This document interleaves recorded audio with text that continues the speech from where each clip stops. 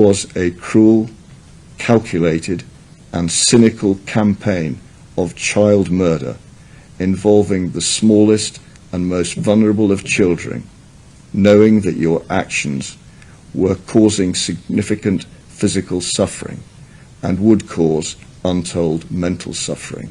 This is a sick and disturbing tale of a nurse whose role was to care for those she looked over, instead brought death upon them.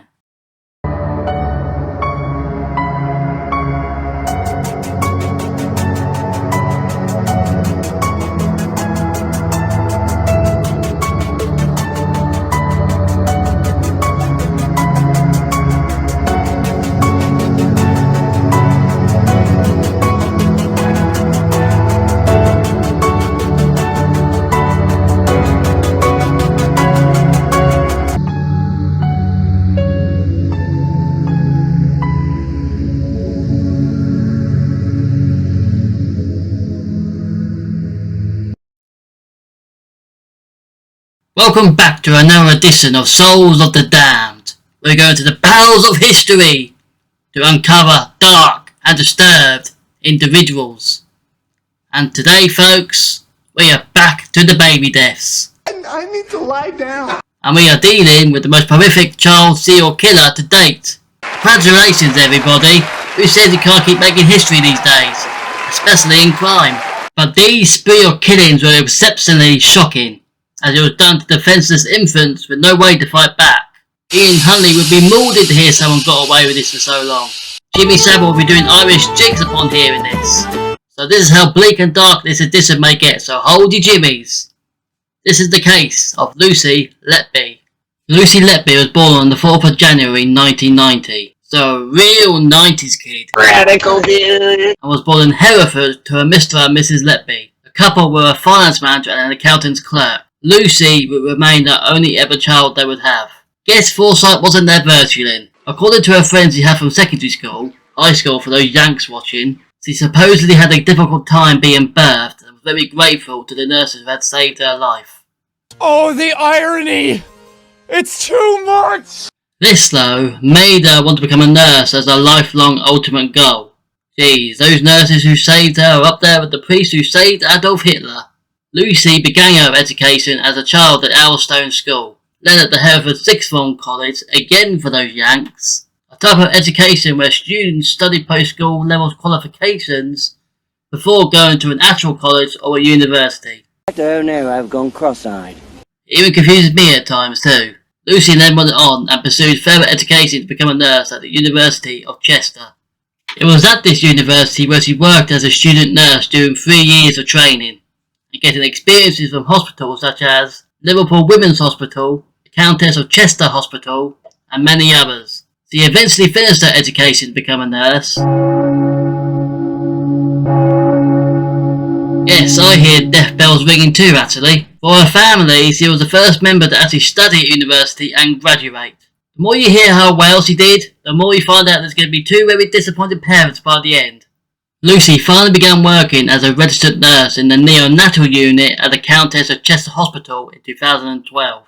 Later in 2013, at the staff profile, she claims she was responsible for caring a wide range of babies who need various levels of support. Could be true, but no one knows if she was ever telling the truth. Lucy also took part in fundraising to create a new neonatal unit at the Countess. Then, Lucy was finally qualified to work with infants in 2015. And that's where the deaths began.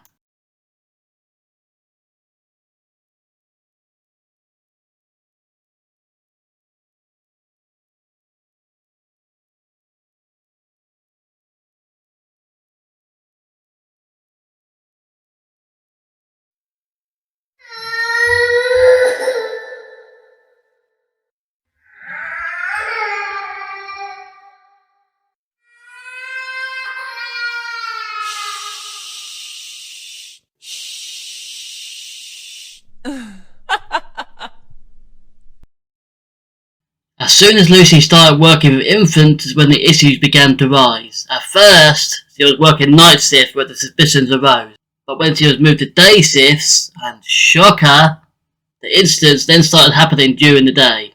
He supposedly told others that he found non-intensive care work extremely boring. How does that make sense? The first death occurred on June 8, 2015, where Lucy was first working the night shift. On 8 PM, a baby boy who isn't named, and none of our victims are due to UK laws here, about keeping the anonymity of underage victims and perpetrators, like with the killers of Biana Guy, for example. So at 8 PM, a healthy baby boy and twin, which Lucy was assigned to look over, health started to deteriorate, and half an hour later, the baby died. This was to the shock of everyone as it came out of nowhere, and even more weird and shocking, 28 hours later, the twin to the baby boy's twin sister also collapsed, but gladly survived her ordeal. A nurse, though, suspiciously saw Letby watching over the boy before he passed.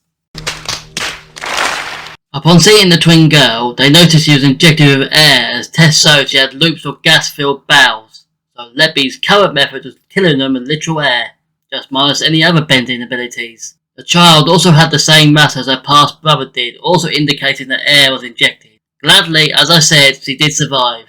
Again, Letby was seen feeding the baby about half an hour before the baby started to suffer. Clearly not elementary here, guys. A few days later, in the coming months, more babies died and had unexplained things happen to them, while Letby skulks in the background like his grimmer worm-tongue. A few days after child B, the twin sister, survived, child C, a boy who was in good condition, suddenly collapsed and died as soon as the nurse left. Again, Letby was witnessed standing over the child as the alarm rang, and here, she was not the designated nurse.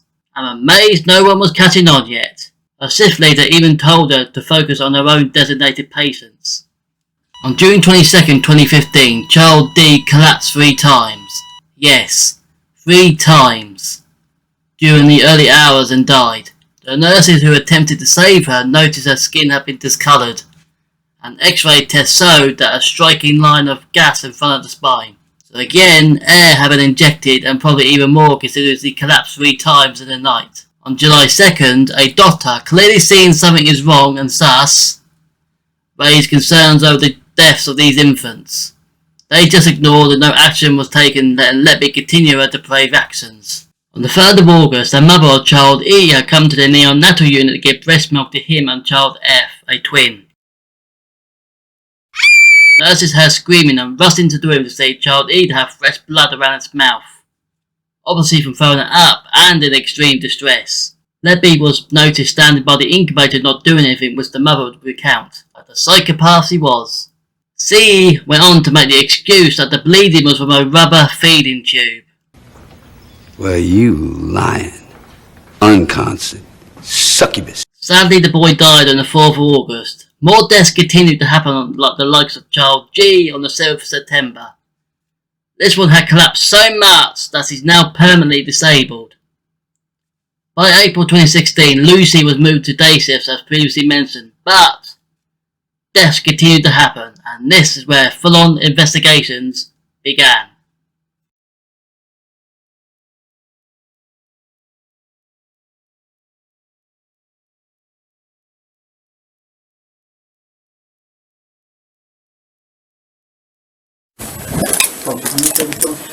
Yeah, not a problem.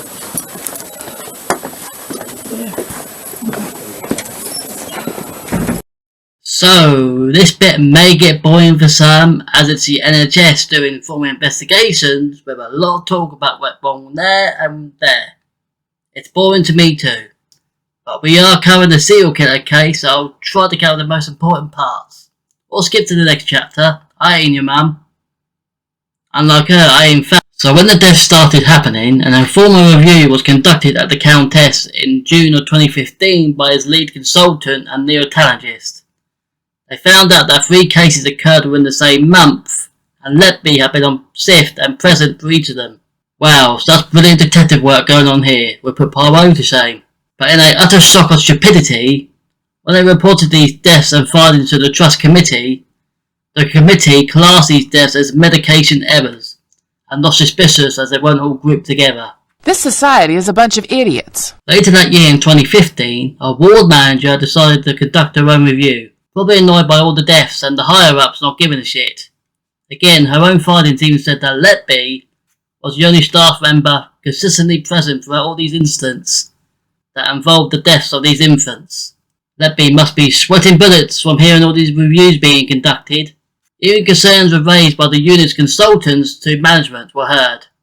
Seen, not heard. But ultimately shot down by the trust and ignored. A few months later, in February 2016, the lead pathologist and other consultants tried another formal review and investigation into 5 deaths and constant collapses within the unit, and pinpointed it all towards Letby. The lead pathologist and some higher-ups, such as the unit manager, the hospital medical director, and the director of nursing, requested a meeting which did take place in May 2016. But, as the same old story goes, the executive team once again said the spike in deaths was nothing substantial. FYI, never visit the Countess, seems like a silly place. Now, this is where the police finally get involved. About time, since the executives are too busy jumping into their money. But even before they got them involved in 2017, Letby was removed from the neonatal ward and into more clerical roles in the hospital. Shockingly, the suspicious collapses stopped. Could it all be coincidence? So the hospital met with the Cheshire Constabulary on the 27th of April 2017, and on the 3rd of May, the police finally got involved and were investigating while someone's time was ticking until she was caught. The investigation was called Operation Hummingbird, which didn't need to go that or sound that hard, and the investigation only took about a year until they arrested Letby on the 6th of July in 2018. Don't celebrate yet, as she was released on bail. But not for long, as she was finally rearrested a year. Wait, no, she got off bail again. Oh, no. She was finally arrested on the 10th of November 2020. Yo cops, make your mind up here, will ya? And this is where the media went wild. Detectives took a female healthcare worker into custody on suspicion of murder and later began searching this property in Chester in connection with their investigation.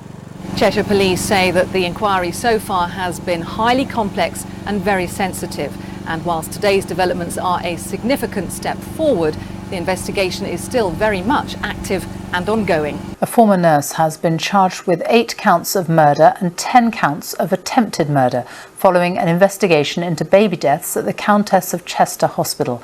30-year-old Lucy Letby has been rearrested as part of an investigation which began in 2017. Our correspondent Judith Moritz is there for us tonight. Judith. Yes, Sophie, 3 years after the police began their investigation into the deaths of babies at this hospital tonight, one of its former nurses is accused of multiple counts of murder and attempted murder. The families of 18 babies are being given support as they come to terms with this news.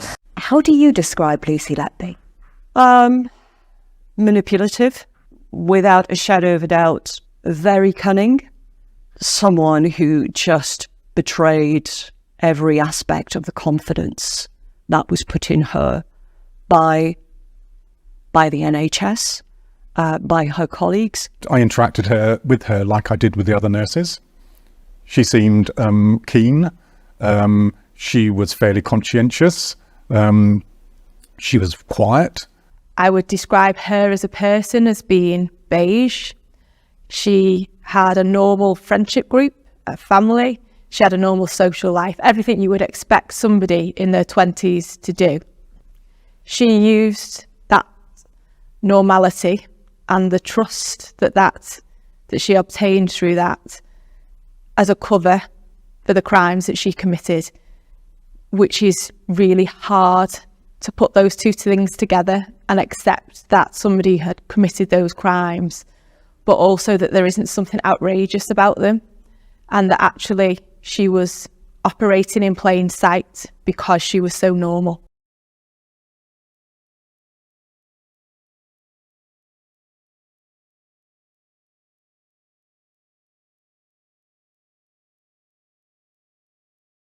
I mean, there have been a lot more deaths, and I feel linked to somebody that's there for a lot of them. Did you have any concerns that there was a rise in the mortality rate? Yes. Okay, so tell me about that. What concerns did you have? I think we don't just notice as a team in general, the nursing staff, that this was a rise compared to previous years. This is where Letby should do the sensible decision and better call Saul.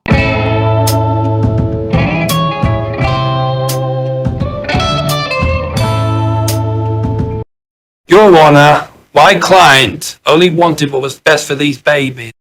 He wishes to be a dedicated nurse. Yeah, I can't defend any of this. You're on your own, bitch. Bye. So the trial of Lucy Letby officially started on 10th of October 2022 at Manchester Crown Court. And of course, pled not guilty like a silly Billy. Now even more disturbing stuff is going to come out as that was mentioned in the trial due to police investigations on Letby. It's also creepy and fucked up, so your only warning. I'm getting chills, brother. I'm getting sweats. Obviously I didn't mention all her victims here as she's going through the whole alphabet from A to Z. So what they found in her house is post-it notes stating, "I am evil, I did this," and "killed him on purpose," along with many more disturbing notes. It clearly shows Letby should be far away from working with anyone with a crazed mental state like that, let alone with infants. May not give forewarning, but generally speaking, someone, a serial killer of this stature, really, it's almost obligatory to have psychopathic traits, and they often will show themselves in various ways. But these are behaviours, these are results of behaviours, and not always would anyone really recognise this as something that could threaten babies. You know, it could be somebody who's just a little bit callous about their behaviour, but she was very controlled. She was trying to give the image of a very kind of responsible, caring nurse who would be there in crisis to save babies and so on and so forth. So she's playing the role of somebody who would not be suspected, other than the correlation between her and the baby's deaths. So somebody with these traits, it becomes more and more difficult for them, if you like, to find satisfaction in life, because most of us are sensitive. We have empathy, and we engage with others, and we engage emotionally with others. So another disturbing detail, Letby kept photos of her victims. Yes, photos of dead babies and the ones that survived, which I can't say because I don't want that or don't have it. I think Vast might though. She also kept medical journals from work, among other things. So Letby was a deeply disturbed evil woman hiding with a smile and kindness. Her defence lawyer tried at every turn combating the evidence, even by saying that she was a dedicated nurse to the NHS. Well, maybe that defence lawyer could have a good career in comedy. Letby herself gave evidence in court on May 2023, claiming she was made to feel incompetent but meant no harm. Whatever that means. I proceeded to break down crying in tears. An Oscar for her, I'm sure. Finally, on August 18th, the verdicts were returned by the jury and Letby was found guilty of 7 counts of murder of 7 babies and attempted murder of 6 more. It was also found out that she later used insulin and medical tools after using air. On August 21st, she was sentenced to life imprisonment with a whole life order, which is the most severe punishment in the UK compared to public execution, which he really shouldn't have gone rid of, and more than the killers of Brianna Guy, who are now named, and really should have gotten the same sentence. And Letby goes down as the most modern, horrific child killer in recent history. You have no remorse. There are no mitigating factors. In their totality, the offences of murder and attempted murder were of exceptionally high seriousness, and just punishment, according to law, requires a whole life order. Lucy Letby, on each of the 7 offences of murder and the 7 offences of attempted murder, I sentence you to imprisonment for life. Because the seriousness of your offences is exceptionally high, I direct that the early release provisions do not apply. The order of the court, therefore, is a whole life order on each and every offence, and you will spend the rest of your life in prison. For her victims, she killed 7 unnamed babies and tried to kill 6 more. While some survived without any injuries, some seem made permanently disabled for life through her actions. Oh, at the Countess Hospital? They had been investigated for manslaughter due to their inactions towards Letby. And another bizarre thing? Letby has simps. Literal simps. During the trial till now, many have been defending her and claiming she didn't do anything wrong and was targeted. Guys, she's a mediocre blonde woman. If you want a real blonde woman to sim for, Liv Morgan exists. She's equally crazy and insane, but at least she doesn't harm kids. So this ends a tale of a nurse whose role was to help, but twisted her oath into something that bled terror into poor infants that they couldn't do anything against. Be careful on your next trip to the hospital. You don't know who will be giving your last care. See you next time on Souls of the Damned.